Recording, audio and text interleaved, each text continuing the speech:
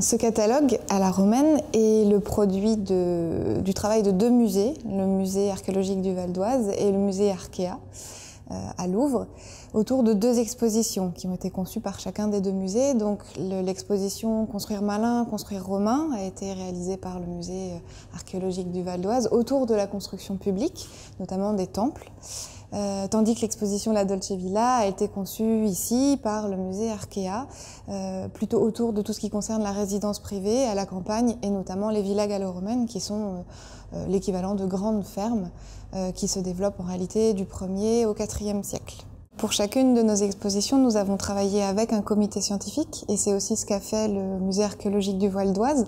Donc on a réuni deux comités scientifiques, donc à peu près 2 ans avant la date d'inauguration de l'exposition. Et c'est ce comité scientifique qui nous aide ensuite à contacter d'autres archéologues, d'autres spécialistes qui vont ensuite construire le nœud du catalogue et de l'exposition, mais qui vont alimenter donc le catalogue en articles différents, dont certains sont parfois des inédits, puisque depuis ces 2 dernières années, il y a eu des études qui ont été faites, alors soit lancées par les musées, soit parce qu'elles étaient antérieures, et qui sont mises en avant. C'est aussi le but de nos expositions, comme de nos catalogues, qui sont mises en avant dans cet ouvrage.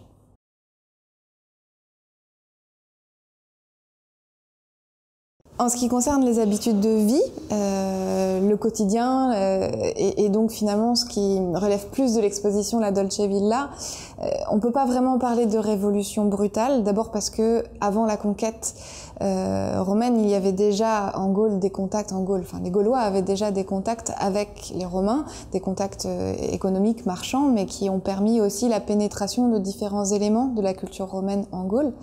Après la conquête, évidemment, il y a énormément de changements, mais qui se font progressivement. Et ça, on le voit en archéologie, alors à travers les objets qui sont montrés dans l'exposition ou à travers les interventions des archéologues dans les articles du catalogue. On voit que petit à petit, il y a une culture romaine qui pénètre de plus en plus à l'intérieur de la Gaule, mais ça ne se fait pas de façon brutale. En ce qui concerne d'ailleurs les villas elles-mêmes, donc le terme de villa est un mot latin qui recouvre une réalité même archéologique en Italie et qui recouvre une réalité tout autre en Gaule, puisque ce sont effectivement de grandes fermes comme en Italie, mais l'organisation, les plans en sont différents, ils sont même propres à la Gaule du Nord. On a une organisation en 2 cours, donc une première cour dans laquelle se situe notamment le bâtiment résidentiel qui est la pars urbana, et une deuxième cour plus grande dans laquelle s'organise toute la vie autour de la culture, la ferme, l'agriculture, qui est la pars rustica. Et cette organisation existait déjà dans les fermes aristocratiques gauloises, donc on a à la fois là des éléments notamment de techniques de construction qui vont arriver de Rome, une organisation qui existait déjà avant. Donc on a vraiment un mélange qui permet la mise en place de ce nouveau schéma de villa vraiment gallo-romaine. Pour la construction monumentale publique, il y a de vraies transformations. Les anciens fanums, par exemple, deviennent des temples dans lesquels on vient prier des divinités romaines, à côté d'autres divinités gauloises romanisées, donc comme l'indique Jean-Pierre Adam dans son article dans le catalogue. D'autres édifices émergent et sont totalement nouveaux, comme les édifices de spectacle. À Joinville, on a un théâtre qui peut accueillir jusqu'à 4000 personnes, donc c'est des édifices monumentaux. On a des thermes qui apparaissent dans certains complexes monumentaux gallo-romains. Donc là, on a de nouvelles structures, de nouvelles infrastructures qui naissent, qui n'étaient pas présentes à l'époque gauloise. Et puis surtout, on a des monuments qui sont pérennes. On a des monuments vraiment très importants en termes de dimension et en termes de matériaux utilisés. Et ça, c'est assez nouveau.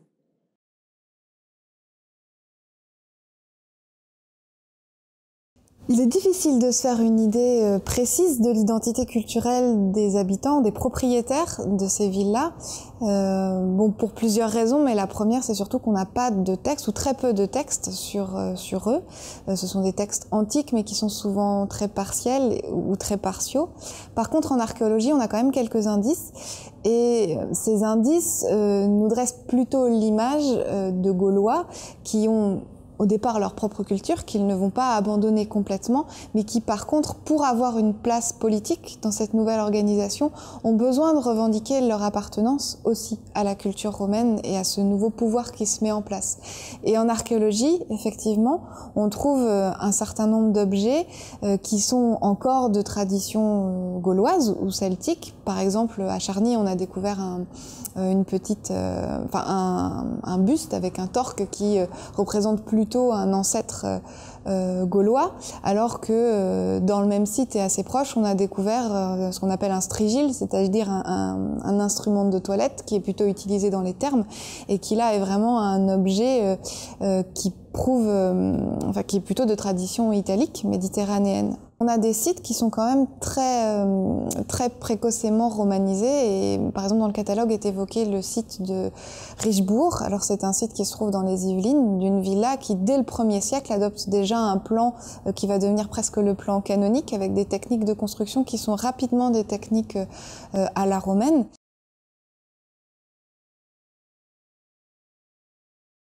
Les thermes publics ou les bains privés n'existaient pas avant l'arrivée des Romains. Donc là, il s'agit vraiment de l'importation d'une nouvelle pratique, ce qui fait forcément le système de chauffage par hypocauste, c'est-à-dire de chauffage par le sol, avec un air chaud qui remonte également dans les murs, et vraiment calqué du savoir-faire et de l'ingéniosité des Romains.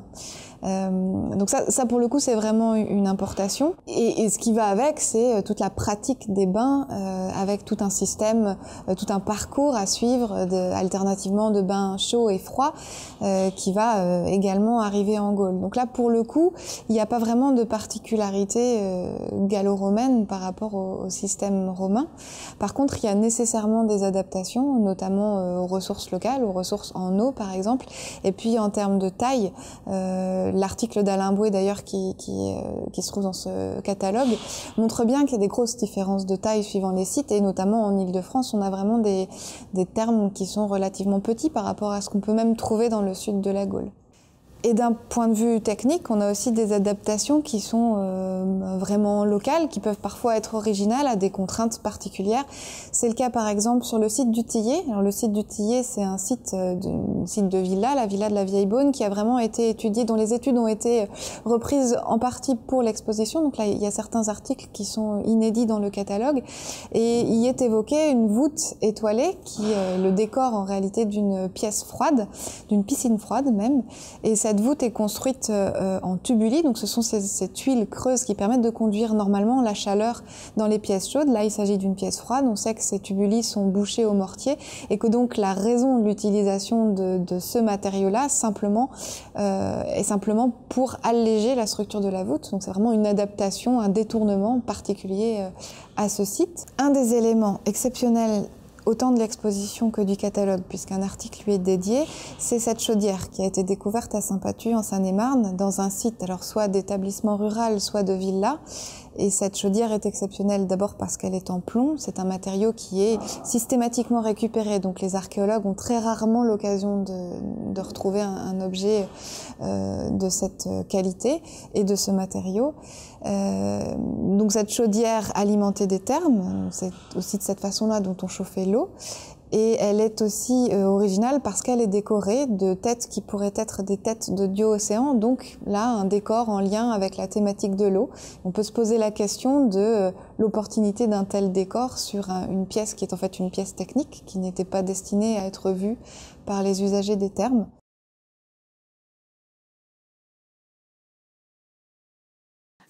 Concernant les décors muraux, on ne peut pas simplifier en affirmant que mosaïque et marbre sont à Rome ce que enduit peint et fresques sont à la Gaule du Nord.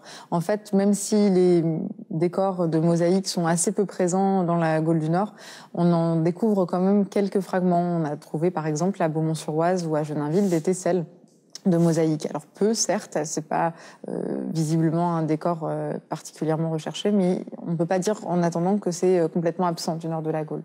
C'est encore plus probant avec le marbre, par exemple, qui lui non seulement est présent, mais est très présent également dans le nord de la Gaule, comme il l'est à Rome. On importe même du marbre depuis la Turquie, depuis la Grèce. On importe ce matériau. On a réussi à déterminer à Genainville plus de 15 faciès différents géologiquement, comme l'indiquent Annie et Philippe Blanc et Sébastien Cormier dans l'article du catalogue. Ces 15 faciès témoignent d'un commerce à longue distance déjà très élaboré à cette époque, et donc une volonté pour les commanditaires d'appartenance à Rome et à l'Empire romain. Les motifs des décors qui ont été découverts en Gaule du Nord sont pas proprement originaux, en tout cas pour la majorité, parce que ce sont des choses qu'on retrouve ailleurs. Je pense par exemple au décor de la villa de Longjumeau dans l'Essonne, avec notamment des panthères ou un décor de chasse exotique. Là, pour le coup, ce sont des motifs qui sont importés de Rome ou du reste de l'Empire. Par contre, il y a des usages de certains motifs qui peuvent être originaux. Et effectivement, dans la villa du Tillet, alors à l'occasion de cette exposition, on a relancé également l'étude vraiment d'une partie des décors. Et certains motifs comme les plumes de paon, par exemple, existent ailleurs, notamment en Italie. Mais par contre, ici sont utilisés dans un décor à réseau un décor donc géométrique qui normalement se trouve plutôt au plafond. Et là, en l'occurrence, il est appliqué sur des murs. Il y a aussi un autre décor, c'est celui qui est derrière moi. Ce décor-là qui vient des mêmes termes du Tillet. C'est un décor sur fond vert. Et vous voyez qu'on y retrouve tout un réseau de lignes, de cordages qui représentent en fait un tapis avec des franges. Et ce type de motif de tissu est aussi, en tout cas unique en Gaule. On le retrouve effectivement ailleurs, mais traité de façon différente.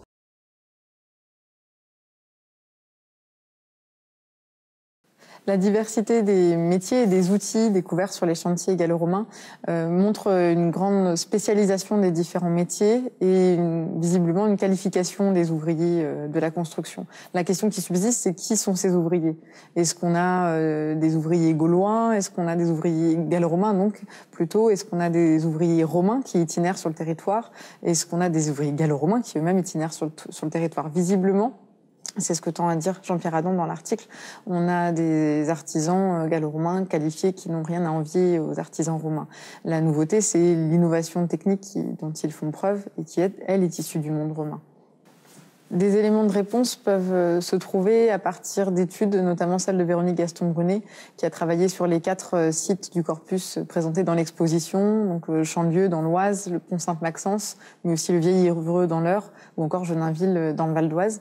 Elle y trouve dans la sculpture notamment des éléments très proches entre ces 4 sites, et notamment une stylistique hellénisante assez proche, avec des iconographies quasiment identiques entre ces 4 sites.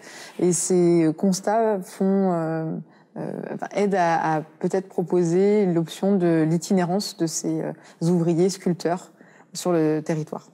Dans la construction monumentale gallo-romaine, on voit en fait une vraie standardisation des différents matériaux de construction. Et là où ça se vérifie le mieux, c'est en effet avec les briques ou entre autres la tuile. On voit une production, on pourrait presque dire quasi industrielle, elle est en tout cas très standardisée, comme l'indique Arnaud Coutla dans son article, dans le catalogue. On voit bien sûr des variantes entre les matériaux utilisés, les lieux de production et les lieux d'utilisation de ces tuiles, mais une constante, c'est la forme de ces tuiles.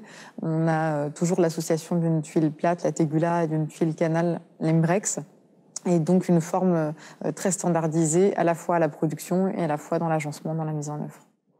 Est-ce qu'on peut dire que les résidences privées et les constructions publiques ont été toutes les deux romaines à la romaine de la même façon? C'est pas toujours facile de répondre à cette question, mais ce qui est certain, c'est en ce qui concerne le domaine des résidences privées et plus particulièrement des villas, du coup pour ce qui concerne l'exposition La Dolce Villa, la réponse est forcément plus nuancée parce que là on touche vraiment à la sphère de l'intime, à la vie quotidienne et on bouleverse pas ses habitudes et ses mœurs aussi facilement et du jour au lendemain. Donc comme on l'a vu dans les différents domaines, il y a nécessairement une adaptation progressive et puis une interpénétration entre des éléments qui sont complètement hérités de la tradition gauloise et puis des éléments culturels ou des pratiques qui viennent et qui entrent de plus en plus dans cette Gaule qui est devenue romaine. Et là, on peut vraiment parler on peut vraiment utiliser le terme d'acculturation mis en avant par Alain Ferdière et notamment dans le catalogue, parce qu'il y a vraiment la création d'une nouvelle culture gallo-romaine et qui est très visible dans les résidences privées. Peut-être qu'elle l'est plus d'ailleurs que dans les constructions publiques. Pour les monuments publics gallo-romains, c'est un peu plus probant, puisque les commanditaires ont cette volonté de montrer leur appartenance à Rome, avec du coup le développement d'infrastructures très importantes, monumentales, avec la présence et le développement de techniques nouvelles. La présence entre autres de marbre ou d'enduit-peint est très significative. Cela ne veut pas dire qu'on n'a pas de traces encore de la culture gauloise. On voit par exemple à Genainville, à travers 2 sculptures, cette présence encore forte de cette culture. On a une sculpture en pierre d'un dieu accroupi avec une stylistique très gauloise, ou une tête en tôle de bronze également de facture très, très proche de l'art gaulois. Donc de la même manière, dans les temples, on peut prier Mercure, qui est un dieu romain, à côté de Rosmerta, qui est une divinité gauloise romanisée. Donc on voit encore le maintien, malgré tout, d'une culture gauloise à travers la Gaule romaine.